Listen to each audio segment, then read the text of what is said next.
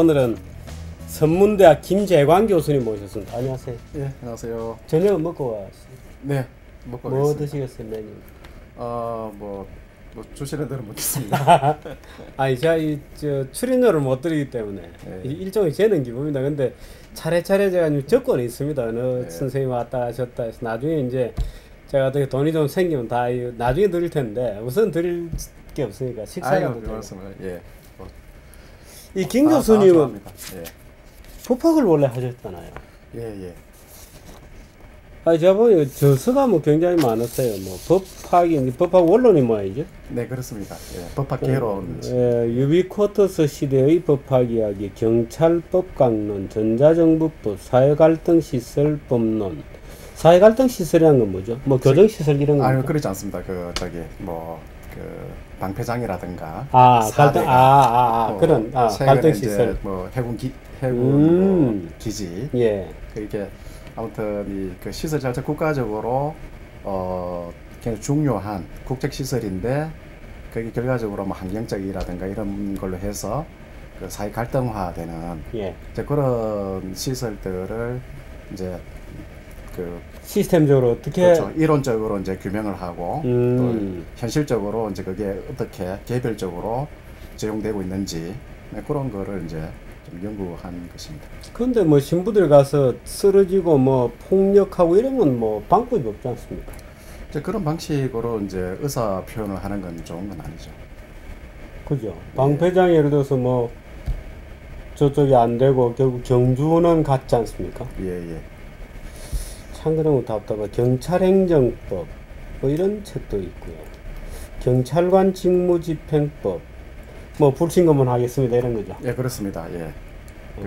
뭐 임의동행이라든가 불신검문 그 최근에 이제 그 오원춘 사건 같은 경우도 그 출입이라고 하는 뭐 그런 그렇죠. 나무집에 한번 그렇죠. 예, 예. 그것도 지금 뭐 경찰관 직무집행법상의 규정이 좀 애매해요. 강제 출입이라든가 강제 조사 이런 것들이 명확하지 않아 가지고 지금 또 개정 논의가 좀 있습니다. 지금 이제 가정폭력 같은 경우는 집에 문을 따고 들어갈 수 있다 뭐 이렇게 바뀌었죠. 최근에 법이 개정됐습니다. 근데 쭉 법학을 하셨는데 오늘 소개해 주실 책은 열하일기입니다. 박지원입니다. 예, 예. 지금 두 권이 따로따로 제가 갖고 있는 열하일기가 있고 그래서 새로 나온 열하일기. 내용적으로는 비슷한 것 같습니다. 예. 볼이 여기서 나온 게 조금 더 이제 제 집에는 이 책이 있습니다. 제 예. 집에는 이 책이 있는데 이제 사무실에 옛날에 나온 거. 예, 예. 근데 이게 사실이 우리 하기가 부끄러운 게 이게 옛날에 열하일기는 북한에서 번역이 된 거예요. 예, 예, 예. 북한에서 번역이 된 거를 그냥 우리가 한 권 얼마를 주고 사왔는지 좌우당한 낸 거고. 예. 이게 이제 새로 번역이 잘 돼 있죠. 저는 이번이 걸 나은 것 같은데. 좀 젊은 분들이 그렇죠. 좀 현대적인 감각에 좀 맞게 예. 그리고 또 이해하기 쉽게 또 그 뭐 그림이라든가 또 도표 이런 걸 넣어서 뭐 상당히 좀 잘 돼 있는 것 같습니다. 예. 열하일기를 고르신 이유는 그래서 이제 뭐 지금이 워낙 이제 이 날씨가 뜨겁고 하니까 지금도 이것도 굉장히 이 무더운 시기에 이제 청나라에 이제 연행 여행을 갔다가 이제 열하까지 예. 황제가 이제 열하에 휴양가 있으니까 거기까지 간 거죠. 예. 그래서 이 열하일기를 읽으면서 또 이열치열이라고 이 더위를 이렇게 또 식힐 수도 있지 않는가. 그래서 열하일기를 아니 그러니까 뭐 그건 이제 용도고 그죠. 열하일기를 왜 읽으셨어요? 평소에 제가 굉장히 책을 좋아합니다. 뭐 제가 동네 서점에 그 VIP 회원이거든요. 한 달에 일정액을 사야 그게 유지가 됩니다. 아 그렇습니까? 예, 책을 좋아하고 특히 문학이라든가 뭐 미술이라든가 뭐 또 불교적인 또 이런 거 뭐 그런 걸 굉장히 좋아합니다. 불교는 개인 신앙으로서도 뭐 개인적으로도 예. 아주 뭐 깊이는 아니지만 전국에 절을 많이 다녀보셨어요?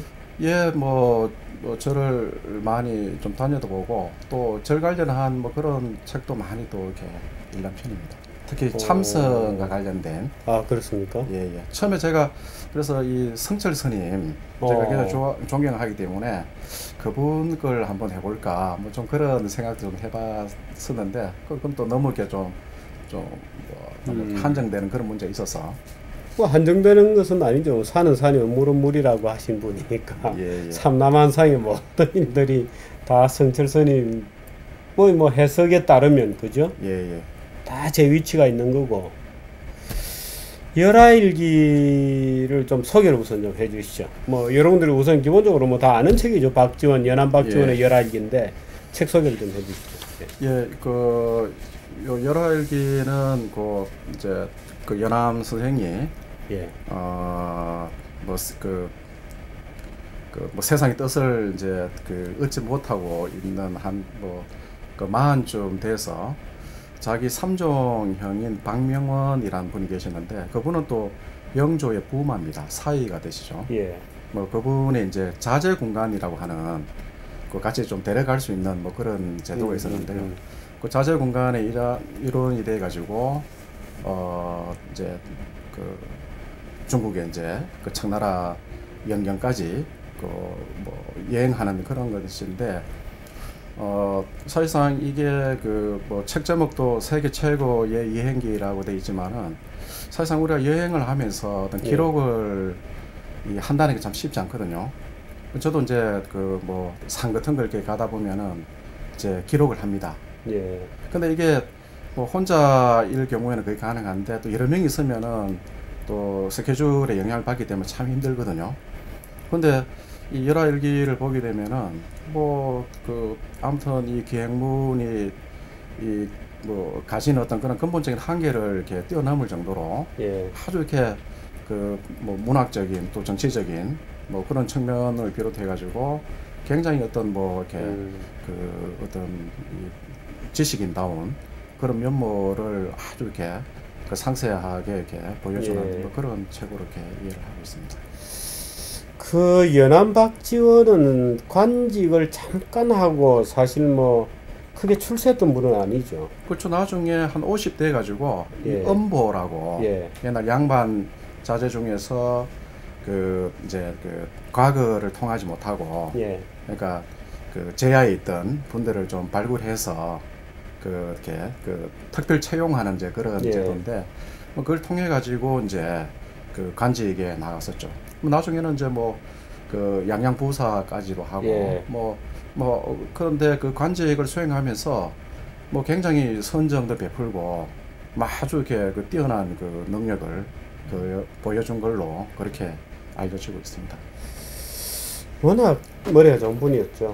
그렇죠. 워낙 뭐 표해록인가요? 그 표해록이 조선 시대에 몇 개 그 여행기가 있죠. 유명한 표해록 같은 것도 있고 연암 박지원의 열하일기는 뭐 워낙에 유명한 책이고 서양에도 뭐 예를 들어서 뭐 괴테가 이탈리아 여행기 이런 것도 있고 그런데 사실 괴테 이탈리아 여행기 이런 것보다는 연암의 중국 여행기가 훨씬 재밌고 방대하고 자세하고 놀라운 기록들이죠. 뭐 저도 그 괴테의 그 여행기를 읽어봤었거든요.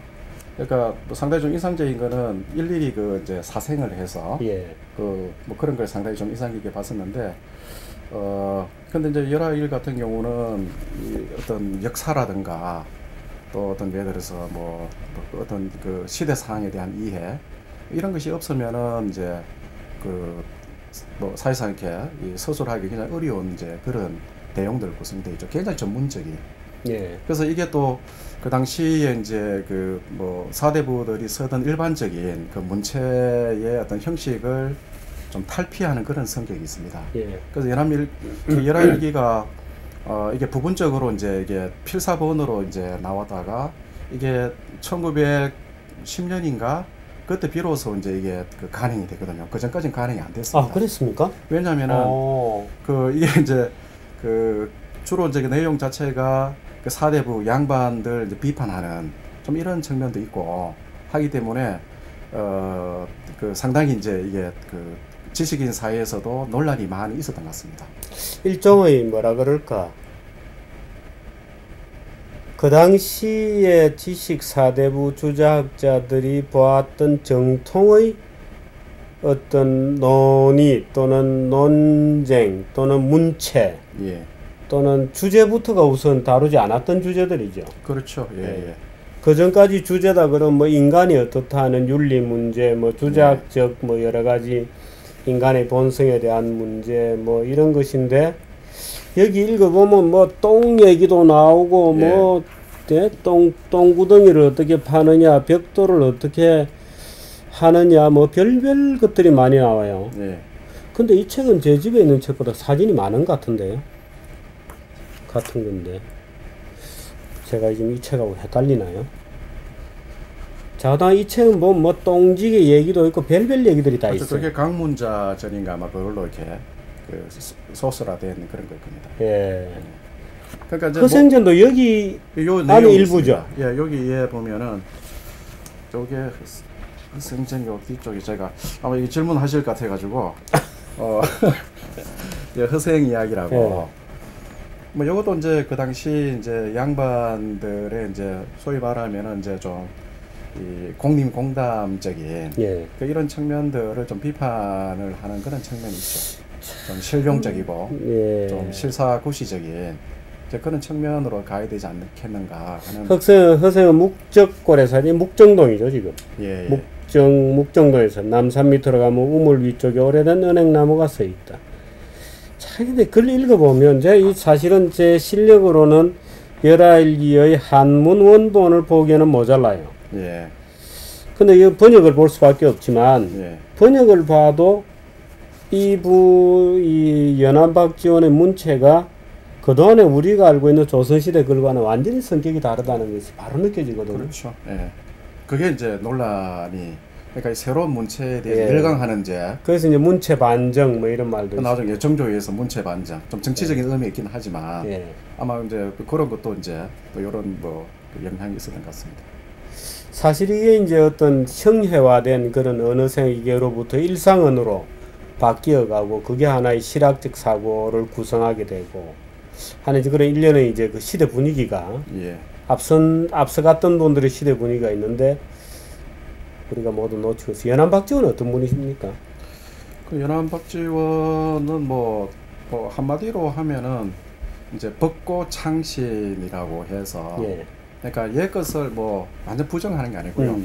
옛것을 기본 존중하고 그 바탕하에서 이제 좀 현실에 맞게 새로운 것을 이렇게 좀 창조를 하자 하는 그런 어찌 보면은 좀 뭐 온건한 개혁주의자 뭐 이런 정도가 되겠죠. 그리고 이제 성격이 고약하지 않았나요? 성격이 굉장히 셌고요. 뭐 아무튼 이 몸집도 뭐 좋았고 뭐 얘기를 하고 책 읽고 하면은 뭐 이 담장 밖에까지 다 들릴 정도로 막 굉장히 이렇게 아주 우렁우렁했던 모양이죠. 그리고 성질도 굉장히 좀 급했던 것 같습니다. 그래서 이렇게 좀 이 주변 사람들하고 좀 안 맞고 하는 사람들하고는 좀 갈등도 많이 있었고요. 그러니까 이 서로 이제 뜻이 통하면은 완전히 이렇게 뭐 친구처럼 되는데 예를 들어서 어떤 그 본질적인 이런 부분을 이해를 못하고 하면은 뭐 이렇게 좀 뭐 이렇게 인정을 하지 않는다든가 뭐 그런 지금 첫 표지에 보면 아주 덩치가 커요. 아주 뭐 참 이 그림이 실제 인물하고 비슷할까요? 한번 보여드릴까요? 굉장히 아주 뭐 풍채도 좋고. 아마 여기에 이제 그 갓을 써가지고 조금 좀 멋있게 된 것 같은데 이 갓을 벗은 모습을 보게 되면은 뭐 굉장히 뭐 무서운 그런 이 모습으로 이렇게 그 초상화와 관련돼 가지고 그 뭐 유명한 이제 화가가 초상화를 그렸는데 근데 이게 자기 자신을 나타내는데 그 조선조 같은 경우는 전신이라고 해서 그 이 그림에 자기 정신이 나타나야 된다고 뭐 그렇게 이제 초상화를 이렇게 보지 않습니까? 근데 자기의 어떤 본래의 모습의 70%밖에 이제 나오지 않았다. 그래가지고 이제 이 아들이 뭐 말도 하는데 불구하고 그거를 뭐 다시 다 뭐 이렇게 찢어버리고 그러니까 이제 아들이 그래도 초상화는 있어야 되지 않느냐. 그래가지고 이제 다시 또 그리도록 하자 하니까 이제 그럴 필요가 없다고 뭐 그렇게 이제 뭐 한 뭐 그런 이야기도 있습니다. 연암의 아들이 박종채라는 분이 그분이 과정록이라는 책을 썼죠. 그렇죠. 자기 아버지. 그렇죠.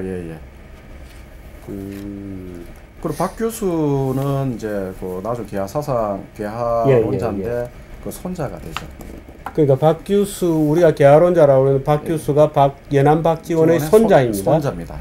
그러니까 지금 얘기한 박종채 아들 그분의 아들이죠. 박종채라는 분도 문장이 굉장히 좋습니다. 그 아마 글 쓰는 거는 타고난 것 같고 사실은 제가 이 김 교수님한테 드리는 말씀이지만 제가 기자 생활하는 동안에 타도의 목적이랄까 목표물이라고 할까 또는 그런 분이 이 연암 박지원이 제가 어떻든 한번 닮아보려고 제가 생각할 때는 충분히 불가능할 것 같죠. 아닙니다. 충분히 극복이 가능하실 것 같습니다. 불가능할 것 같아요. 제가 벌써 나이가 이렇게 먹어가는데 연암 박지원의 참 이 발끝 틈을이라도 따라갈까 이런 생각하면 어떤데 가슴이 답답해요. 근데 제가 그 문 실장님하고 오면서 그 이제 정 실장님에 대해 잠깐 이렇게 얘기를 나눴었는데요. 저에 대해서 얘기하는 거는 여기서는 좀 그런가요? 경기사회 정규제 TV에서 정규제에 대해서 얘기하면 그런가요? 정규제 TV에서는 다른 사람에 대해서 얘기해요. 알겠습니다. 킬링 캠프도 있고 그렇거든요. 알겠습니다. 이 연암이 원래 연암골이라는데 어디 들어가서 개성그 부근인가 뭐 그렇습니다. 숨어 산 건가요? 약간 뭐 도망간 거 비슷한 귀향은 아니고 그게 이제 그 홍구경이라고 잘 아시죠? 그 홍구경이 이제 그러니까 사도세자를 이제 박해했던 벽파, 그 노론 벽파로 그러니까 지금 박지원 연암 선생의 집안은 그 노론 벽파였던 것 같아요. 뭐 아주 뭐 노론의 아주 핵심적인 저거 있는데, 근데 이제 노론 벽파로 박지원을 이제 그 지목을 하고 이제 뭐 이렇게 아마 잡으려고 했던 것 같습니다. 그래가지고 뭐 걸핏하면 걸려 죽을 수 있다. 그래서 그래가지고 연암협의라고 하는 그 개성 부근에 그리로 이제 도망을 갔죠. 도망갔는데 호가 이제 연암인 것도 이제 거기서 유래가 된 거죠. 연암협의라는 꼴짝이 이름입니다. 그렇습니다. 연암협. 그게 이제 박지원이 그 동네에 일종의 약간의 피신 상태로 정쟁이 휘말릴 가능성이 있었기 때문에 가소를 끌고 거기 피난가 있으면서 뭐 제자도 좀 따라가고 그랬다 그래요. 그렇죠. 그러면서도 그쪽에 있는 또 젊은 지역의 젊은이들도 가르치고 제자로 많이 왔고. 근데 이 열하일기를 읽다 보면은 이제 그 중국의 그 목축에 관한 그런 부분이 나오거든요. 그러면서 이제 거기 걔들은 굉장히 이렇게 뭐 목축을 대규모로 하니까 그 자기가 연암협에 들어간 이유 중에 하나, 그 중에 하나도 이 목축과 관련된 그런 면도 있다라는 뭐 그런 뭐 내용도 찾아볼 수가 있습니다. 그러니까 좋은 지식인들은 쉴 때도 그냥 쉬진 않아요. 그렇죠. 뭔가 항상 생산을 해내죠. 뭔가 백성들에게 뭔가 도움이 되는 뭔가를 연구를 하죠. 박제가 이런 분들하고는 학풍이 좀 비슷한가요? 그렇죠. 초정박제가 좀 더 급진적인가요? 아무래도 설이라고 하는 신분이 있으니까 조금은 사회를 볼 때에 좀 덥기 따겠나요? 좀 그런 면이 있죠.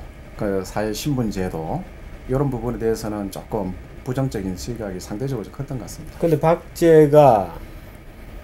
저는 이 박제가라는 분도 참 정말 그분이 지금 살아계시다면 한번 만나보고 싶고 그런 아주 독특한 분이라고 보는데 박지원은 아닙니다만은 그 다음 이제 내려와서 뭐 서재필 뭐 여기가 쭉 그 서얼들이 쭉 오히려 굉장히 개화의 진취적이고 말하자면 뭔가 시대 분위기를 이제 깝깝한 분위기에서 탈출하려고 노력들 많이 하신 분이죠. 거기 이제 박제가, 이등무, 백동수. 백동수가 아주 친했다고 그랬잖아요. 이런 분들은 이제 그러니까 박지원의 이제 후배 그룹들이고 그 친구 되는 분이 이제 홍대용이라고. 그리고 유덕공도 이제 후배 그룹이고요. 그러니까 이런 분들이 이제 연암 학파라고 하는 그런 학파를 이제 이루었죠. 그 박제가, 백동수 이런 분들이 광화문에서 놀던 얘기 뭐 이런 거는 아주 참 흥미진진한. 여기 백타파. 뭐 그래서 그 김탁한 그 소설가가 뭐 그런 걸 가지고 이렇게 또 소설화하기도 그렇습니까? 한 그런 것도 있습니다. 그 백탑이라는 게 지금 빠고다 거기 예, 거기입니다. 예. 탑골공원. 예. 그 지금 여기 일할기 소개도 보게 되면은 그 여행 중에 보면은 백탑이라고 뭐 그런 얘기들이 많이 나오거든요. 아 그렇습니까? 예, 제 기억이 좀. 예, 백탑이 이제 네. 그 큰 아주 굉장히 규모가 큰 그 백탑이 중국에. 예. 아, 아마 그런 것도 그 백탑화 형성 그 이름을 그렇게 지을 때에 아. 영향을 주지 않았을까 뭐 이런 생각도 좀 해봅니다. 아 그렇겠네요. 그는 김 교수님 뭐 독창적인 해석이세요? 아니면 제 개인적인 뭐 해석. 아 그렇습니까? 예. 일단 지지 한 표를 드립니다. 예. 저도 한 좀 읽어보고. 감사합니다. 제가 이 몇 번 사실 읽었어요. 이 몇 번 네. 읽은 책인데 또 새로 그렇게 얘기하시니까 또 약간 기억이 가물가물하고 이렇게 되어 있습니다. 이 여러 가지 얘기가 있는데 이 고미숙이라는 그 학자가 이제 새로 번역을 한 건데요. 예. 이 목차를 한번 보시죠. 뭐 도강록 이제 강을 넘어가는 겁니다. 이제 압록강을 넘어가는 것 같은데 날짜가 출발 날짜가 이제 6월 24일 쭉 이제 일기입니다. 일기를 쭉 가는데 그다음 성경 잡지 이렇게 되어 있습니다. 성경 아주 뭐 번성한 서울의 경, 이 아마 영경이겠죠. 영경에 여러 가지 일들을 기록한다. 이렇게 일신수필 뭐 성경이 옛날에 그 도읍지였던 것 같습니다. 성경이라고 하는. 아 그렇습니까? 예, 영경하고는 좀 다르고. 예, 영경은 이쪽이고요.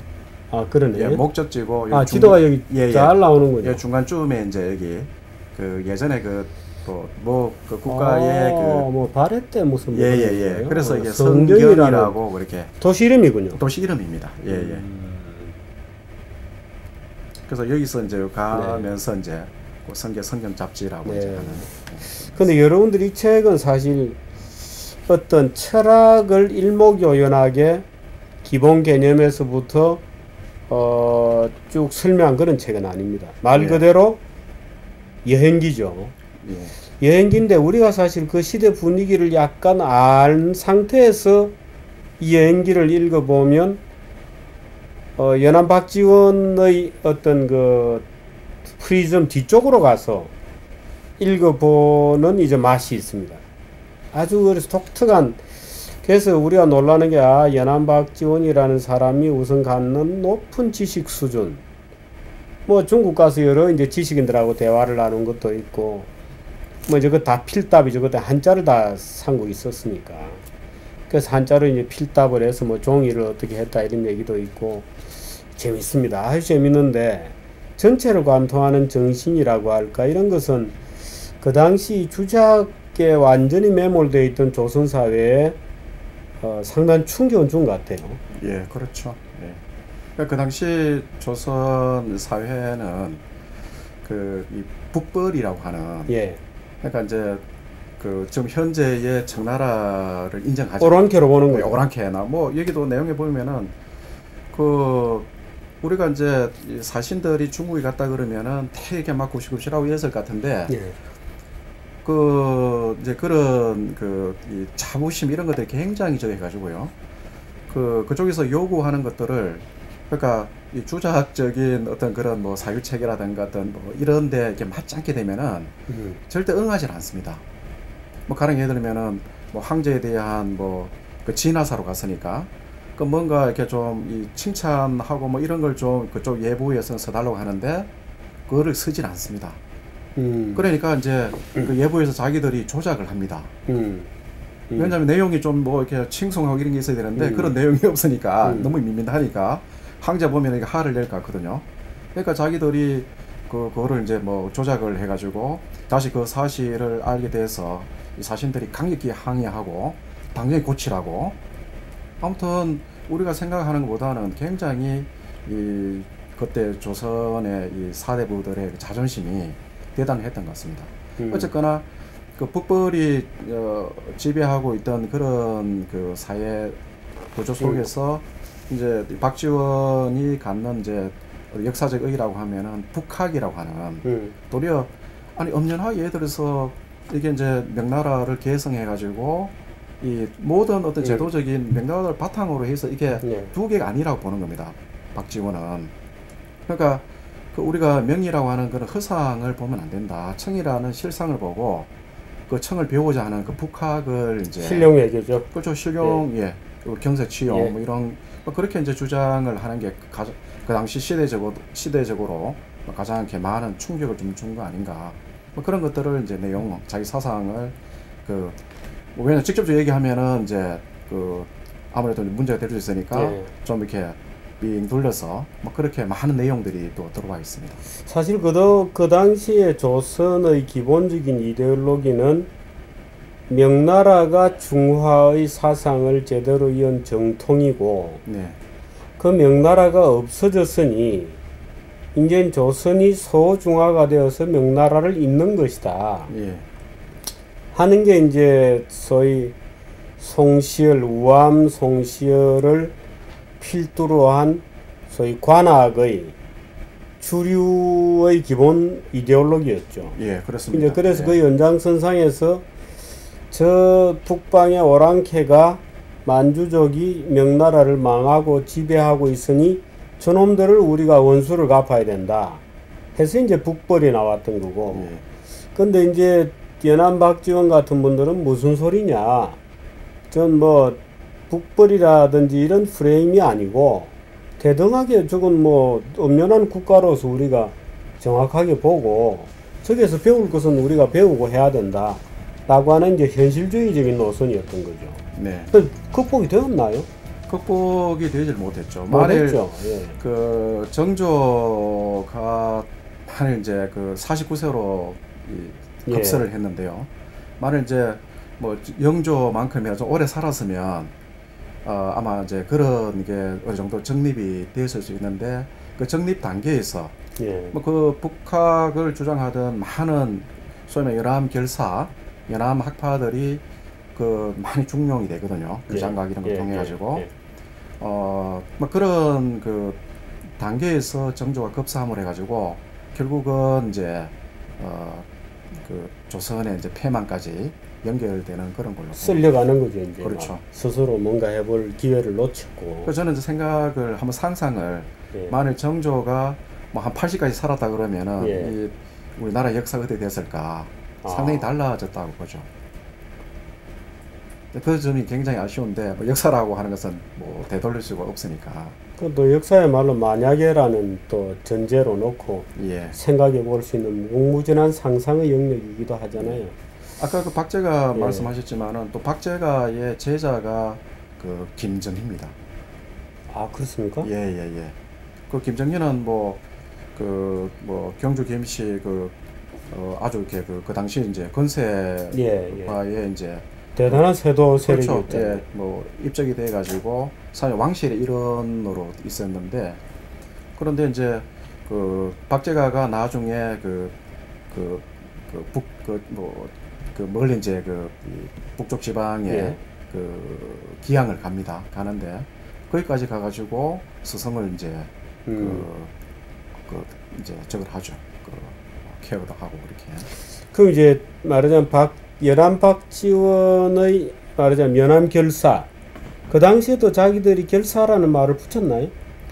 그런 의식은 분명히 있었던 것 같습니다. 자기들이 연암의 제자의 제자요 동문이다. 하는 의식은 있었던 그렇죠. 거고. 연암으로부터 이제 그게 시작이 돼가지고 그 연암이 이제 정신적인 지주 역할을 했던 거죠. 그리고 연암이 이제 그때 이제 이런 얘기를 합니다. 가령 이제 정약용 같은 경우를 그때 이제 뭐 젊은 사람으로 이제 그 정부에 나오게 되는데, 만일 정약용이 그 당시에 남인이 아니고 만일 노론의 일원이었다면은 또 이게 이 조선 역사가 좀 달라지지 않았겠는가. 연암 박지원하고 다산 정약용이 만났던 적이 있나요? 그렇죠. 왜냐하면 그 동시대 시기는 겹치는데 그죠? 이 약간 이 끄트머리에 겹치게 되죠.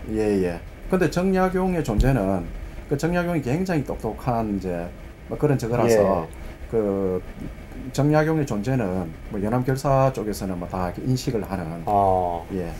그 박제가하고는 직접적으로 뭐 이렇게 저런 똑똑한 젊은이가 있는가 뭐 이렇게 그렇게 뭐 얘기할 정도로. 박제가도 천재고 다산 그렇죠. 정약용도 당대의 천재였죠. 예, 예. 근데 그게 이제 남인이었고. 예, 예. 참 동서남북이라는 게 뭔지 참 남인 노론이 뭐 부르는 게 정말 참 딱한 노릇이기도 한데 이 다산정약용의 집안을 일구는 또 이제 백그라운드를 보면 예를 들어서 이승훈이라든지 예. 매부인가 그렇죠? 예, 매부죠. 예, 이승훈이 이제 다산정약용의 누이의 남편이니까 예, 예. 매부죠. 예, 예. 매부고 또 정약종 또 자산어봇은 약전 약전 예. 그렇게 이제 다 참 그야말로 천재적인 집안의 형제들인데 그쪽 이제 남인그룹으로 이렇게 이제 그렇죠. 가버리게 되고 그때 다산정약용과 연안박지원의 어떤 그룹이 일가를 같이 이루게 되었다면 그렇죠. 참 세상이 달라졌겠습니다. 또 달라질 수 있죠. 예. 그래 뭐 그때 이제 저는 이게 연안박지원에 대한 이제 소설이 또 3권짜리가 있거든요. 예. 그 이재훈 씨라고 이제 토정 비결도 쓰고 상당히 역사에 좀 조예가 깊은 분이 쓴 그 연안박지원이라는 그 소설도 읽어봤는데 그런 얘기를 합니다. 나중에 정순왕후가 예.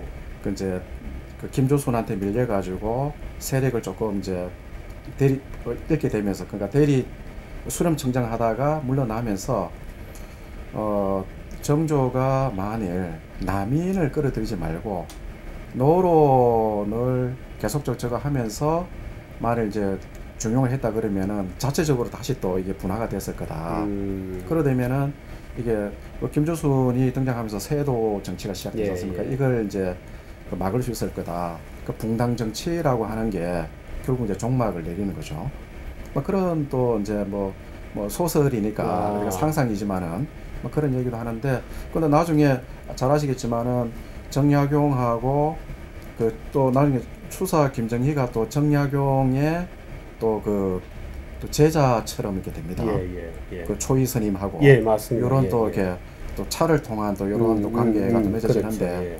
아무튼 요것도 이제 연암으로도 비롯된 이런 어떤 그 형성이 되는 어떤 지식인 계보 이런 것도 조금 어떻게 크게 보면 연안박지원의 그늘이 쭉 가고 있는 거예요. 그늘이 가고 그림자가. 있는 거죠. 예, 그러니까 그 이조 말의 경우에는 거의 연암의 어떤 그 사상이 한 어떤 그 큰 축을 이루고 갔지 않는가. 그러니까 결국 이게 계하로 연결이 되는 걸로 그렇게 이해를 하고 있습니다. 제가 이 연암 관련해서 기억이 나는 에피소드가 아까 얘기하신 누구죠? 그 아들 박종채. 예. 그 박종채라는 분이 쓴 과정록에 그 당시에 그 얘기 에피소드인데 그때 연안박지원이 한성부에 아마 무슨 지금으로 따지면 국장정도 했던가 봐요. 판관을 한 것 같습니다. 판관을 했습니까? 한성윤 판관을. 판관 같으면 어느 정도 되죠? 1급 정도 되나요? 그렇게까지 높진 않았던 것 같습니다. 판관 같으면은 국장 정도 지금 말씀하신 국장 정도. 근데 그때 이제 사냥에 이제 가뭄이 들고 쌀값이 치솟았는데 말하자면 그 당시에 이제 이 쌀값을 어떻게 할 거냐. 쌀값을 비싸게 받는 상인들을 다 쳐 죽이자 하는데 이제 박지원이 무슨 소리냐. 이 쌀값이 급등했다는 것은 쌀이 없다는 것을 알려주는 거고 전국의 쌀 장사들이 지금 한양을 향해서 몰려오는데 그 쳐 죽인다 그러면 다 도망가지 않냐. 하는 지극히 현명한 안을 냈다고 써져 있거든요. 그래서 그걸 또 여기 이제 허성정 같은 이런 걸 보면 연안박지원이라는 분이 그야말로 현실의 물리, 세계의 움직이는 법칙에 대해서 아주 밝은 해안이라고 할까 그런 게 있었던 분이에요. 그거는 아무튼 저술이라든가 이렇게 보게 되면 그런 부분은 명확한 것 같습니다. 그죠. 아주 밝게 세상의 이치를 정말 꿰뚫어 보는 눈이 있었던 거고, 그래서 이 여행기지만 읽다 보면 연안박지원이라는 분이 상상했던 세계관 이런 게 정말 이 관찰력도 제가 기자인데요. 저도 이제 중국에 취재 여행도 가고 일본에도 취재 여행을 많이 갔다 오고 해서 외국에 뭔가를 가져가서 취재 여행을 해도 이렇게 써지질 않아요. 도저히 뭐 이렇게 써지질 않습니다. 보니까 이제 그 열하를 여행하면서 요 초안을 잡고 예. 그 연암 다시 돌아와가지고 4년에 걸쳐가지고 이것을 이렇게 완성을 했다 그렇게 돼 있더라고요. 기자도 그렇게 하긴 해요. 예. 기자들도 가기 전에 이제 엄청나게 공부를 하죠. 많이 공부를 해서 이제 갔다 와서 이제 쓰고 고치고 또 고치고 하는 과정을 거치는데 제가 이 기자로서 과연 이 정도 수준의 여행기를 쓸 거냐? 여행기를 쓸 수 있겠나? 아무리 생각해도 못 쓰는 거예요. 참 저희 이 박지원의 열하일기를 보면서 어떤 때는 기자로서 말하자면 이제 박지원 같은 분을 기자로 놓고 본다면 예.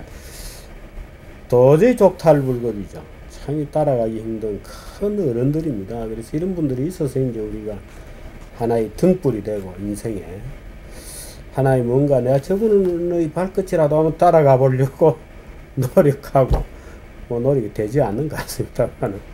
저도 예전에 그 관심 갖고 많이 이제 보던 게 이제 이규태 선생님의 예. 그 이규태 코너라고 하는 그 책도 지금도 뭐 갖고 있는데요. 그거 굉장하시죠. 예, 그러니까 이 어떤 그 소위 말하면은 이제 이 한국의 그 당시 조선에 대한 전체적인 어떤 이해, 그리고 또 이제 물론 문을 통해서 또 하는 거지만은 중국에 대한 어떤 전체적인 이해, 이런 것들이 없으면은 사실상 보면은 이렇게 그 비교하고 이런 것들이 많이 나오거든요. 가령 예를 들면은 그 당시 이제 이 청나라는 수레라고 하는 것이 굉장히 보편화되고 다양화되고 했었는데 우리나라 같은 경우는 딱 그냥 하나 굉장히 어떤 이게 발전이라고 없는 또 신발에 관한 그런 얘기들도 많이 나오거든요. 근데 항상 이렇게 비교를 하면서 이 서술을 굉장히 객관적으로 이렇게 할 수 있다는 게 소위 말 우리나라의 현실이라든가 또 중국의 어떤 현실 이런 부분들을 상당히 아주 깊이 있게 어떤 인식한 그런 결과가 아닌가 생각이 듭니다. 제가 이 책 보고 진짜 놀랐던 게요. 이 중국에 이제 그 수레 얘기하셨지만 각종 다양한 수레들이 있는 것에 대해서 쓰고 우리나라는 산이 늘 핑계대서 수레를 전혀 개발하지 못해. 뭐 우리 고구려 벽 가보면 뭐 다 수레인데. 그래서 조선은 수레도 안 쓰고 그렇다고 말이 제대로 되어 있느냐면 이 말에 대해서 쓴 부분도 있어요. 말에 대해서 쓴 부분 보면 정말 뭐 말이라고 해봤자 뭐 콩만한 과하마 드리고 겨우 이제 기병이라고 군사 편제상 기병이라고 되어 있는데 기병이 말이 없고 그래서 이 양반 저 양반 집에 징발을 해가지고 겨우 말이라고 끌고 와보면 늙은 말들이어서 병사들이 그 말을 기병이라고 말을 타고 훈련을 해보면 뭐 1시간도 안 돼가지고 말이 픽픽 늙어 이제 달리지를 못하니까 쓰러지고 하는 참 비참한 얘기가 나와요. 그런 것들은 이제 우리 오늘날 이제 현실에도 많은 이제 좀 시사점을 주는 그런 걸 볼 수 있죠. 그렇습니다. 참 제가 그 대목 보면서 화가 나기도 하고 근데 결국 그렇게 해서 이모곤란 시대까지 가는 거죠. 그렇죠. 예. 그 나라 망하고 그 준비가 안 돼 있고 저는 그래서 이걸 열하일기를 보면서 뭐 한 개인도 마찬가지지만은 국가도 마찬가지고 어떤 이게 어떤 자기 어떤 우물 속에 이렇게 갇혀 있다는 게 그 얼마나 이게 무서운 일인지 그걸 절감을 했습니다. 지금 우리가 뭐 그 한미 FTA 이런 문제도 가지고 이제 뭐 논란이 많지만은 우리가 이제 뭐 이 무역을 가지고 먹고 사는데 그러면 우리가 뭐 지금처럼 옛날처럼 뭐 세국을 할 수 있는 것도 아니고 그러니까 결국은 이 어떤 개방이라든가 이런 것들이 이제 개방을 통해 가지고 우리가 예를 들어서 국가에 필요한 이런 모든 것들을 이렇게 우리가 받아들이면 되죠. 그리고 우리 거화 시키고 되고 아마 그런 것들이 그 박지원 선생이 이제 얘기하고 싶은 그런 게 아닌가. 근데 우리는 우리들 자체의 어떤 그 동굴에 갇혀가지고 하나도 이제 보지 못하는 이런 문제가 되죠. 동굴도 아니에요. 우물이에요. 우물인가요? 동굴도 아니고 뭐 동굴 정도라도 되면 괜찮은데 우물입니다. 손바닥을 이렇게 가리고 보는 거죠. 근데 그 당시 이제 우암 송시열이 이제 또 죽으면서 유언을 해서 뭐 돌아가신 분이니까 돌아가셨다고 얘기해야 되겠네요. 돌아가시면서 유언을 해서 그 만동묘라고 만들지 않습니까? 그 만동묘라는 게 이제 명나라 신종, 의종을 이제 모신 사당인데 그 적폐가 심각했고 청나라는 야만의 국가고 명나라는 중화국은 없어졌으니 우리가 소중하다 하는 그런 고루한 주자의식이 조선시대 때까지 일제 때까지 내려와서 만동묘에 1920 몇 년인가에 또 뭐 조선 선비를 자처하는 사람들이 모여서 제사를 지내고 일제가 그걸 비웃는 그런 기사들이 있고 이랬다거든요.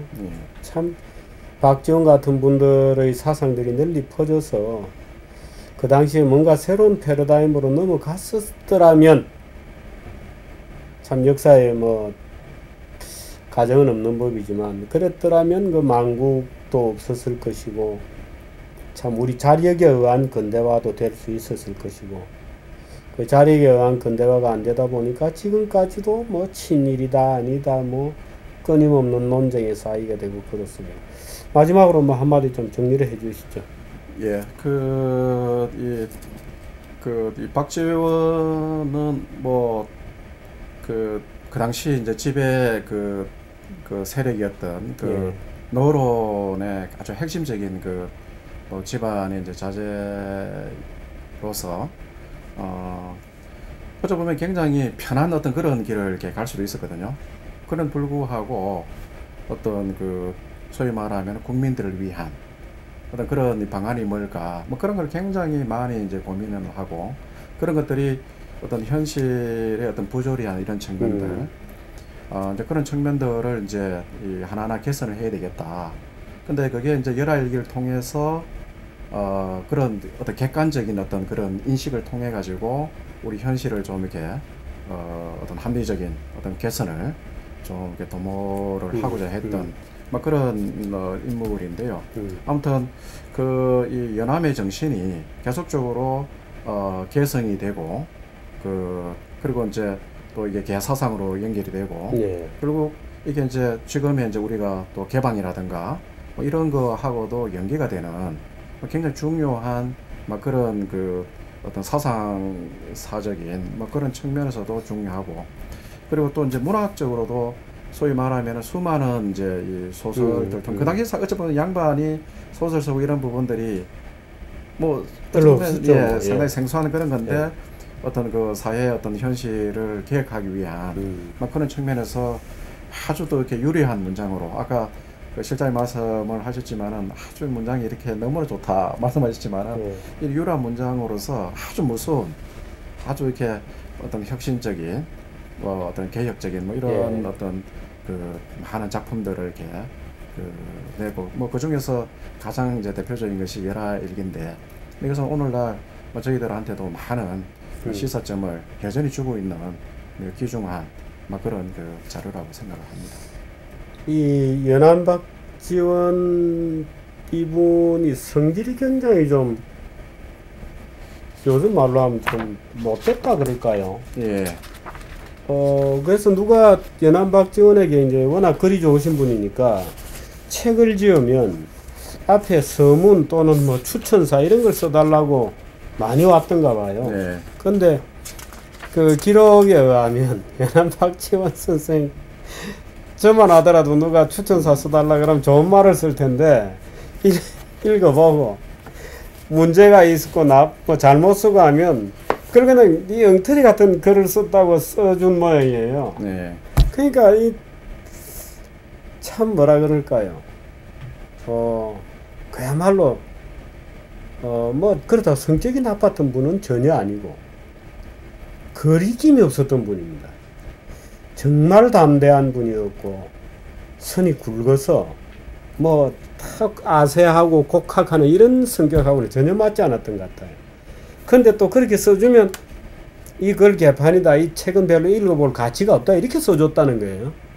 추천사를 써달라 그러면. 그럼 또 또 하수들이 그 추천사를 또 이 책은 읽어볼 만한 가치가 없다는 걸 또 맨 앞에 붙여가지고 또 제본한다는 거예요. 네. 그러니까 그 정도로 사실은 연안박지원의 뭐 그걸 욕을 하더라도 그걸 한번 모셔보려고 그렇게 애를 쓰곤 했다는 거예요. 옛날 성철 스님 계실 때 예전에 좀 행자 시절에 있던 아주 젊은 사람들이 나이가 들어가지고 이제 주지가 돼가지고 예. 유명한 절의 예. 주지가 돼가지고 이제 찾아와서 인사 올리는 거예요. 아, 성철 스님한테? 예예예. 그럼 이제 저기 해인사 그 백년. 예예예. 그러면 이제 이 성철 스님이 사람들 중에 있는 자리에서 이제 그 주지를 그러니까 뭐 좋게 얘기를 하지 않고 너 옛날 뭐 그 저기 그 코 찔찔 흘리고 뭐 이런 얘기를 계속 하는 거예요. 그러니까 이제 좀 그릇이 된 이제 그 주지는 아이고 스님 뭐 이미 다 지나간 일을 지금 뭐 때문에 얘기하십니까? 뭐 이렇게 해서 이제는 뭐 이제 저도 이렇게 아주 열심히 이제 합니다. 뭐 이런 뭐 이제 사람도 있고 어떤 사람은 아니 지금 그 옛날 얘기를 지금 와서 이렇게 뭐 망신해 주기 위해서 뭐 그렇게 막 또 막 성질 내면서 예 그런 사람도 있고 그러니까 성철 스님 얘기는 그거죠. 그 지가 그렇게 해서 지금 이런 뭐 그런 시절을 거쳐서 이렇게 돼서는 얼마나 좋은 건가 이걸 자기는 얘기해 주기 위해서 그러는데 아직도 저렇게 마음 공부도 안 돼 가지고 저래서 주지를 어떻게 할 건가 뭐 그런 이제 뭐 얘기도 좀 있고 그런 것 같습니다. 뭐 그런 얘기 같습니다, 그죠? 예예 연결이 되는 것 같습니다. 근데 연암박정은 참 불타협의 연암결사 언젠가 통일이 되면 개성에 이제 연암협회 예예. 김 교수님과 같이 한번 예 한번 예 제가 모시고 가겠습니다. 같이 한번 가시죠. 연암협 그 지명은 아직도 살아 있을까요?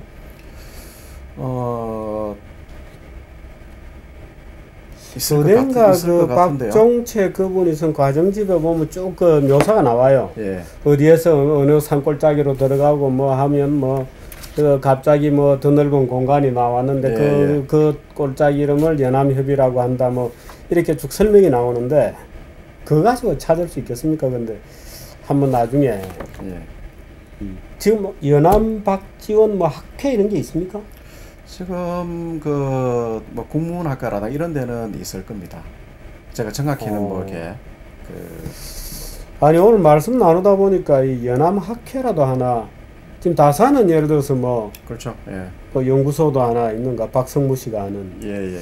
그럼 별로 뭐 다산 정시라고 전혀 관계없이 움직이는 것 같아 제가 좀 걱정을 합니다. 그 다산 이름 못 붙여놓고 있는데 오히려 실학이 아니고 주작을 가르치는 것 같아가지고 제가 약간 야 이건 아닌데 이런 느낌이 듭니다만은 연암학회 이런 것도 한번 사실 좀 제대로 좀 해서 우리가 조선의 위대한 문체반정의 연암에 대한 좀 공부 열기도 한번 좀 일어났으면 좋지 않겠는가 하는 그런 생각도 좀 해봤습니다. 여기까지 할까요? 아니면 한 말씀 더? 아닙니다. 예, 오늘 여기까지 합니다. 연암박지원의 열하일기 이 고미숙 씨가 번역한 세계 최고의 여행기라고 이름을 붙였는데 충분히 동의할 수 있는 이름입니다. 세계 최고의 여행기 열하일기를 여러분이 이번 여름에 우리 또 김 교수님께서 이 여름에 한번 읽어보는 것도 좋다고 그러니까 한번 읽어보시기 바랍니다. 아주 디테일이 너무나 좋기 때문에 여러분이 어떤 공부를 하시거든 간에 옛날에 이 선비들이 뭐냐 그냥 공론만 떠들고 이랬던 게 아니구나. 연암이란 분의 이 관찰력이 정말 촌철하는 관찰력이라는 것을 여러분들도 한번 느껴보시기 바랍니다. 여기까지 하겠습니다. 고맙습니다. 예, 감사합니다.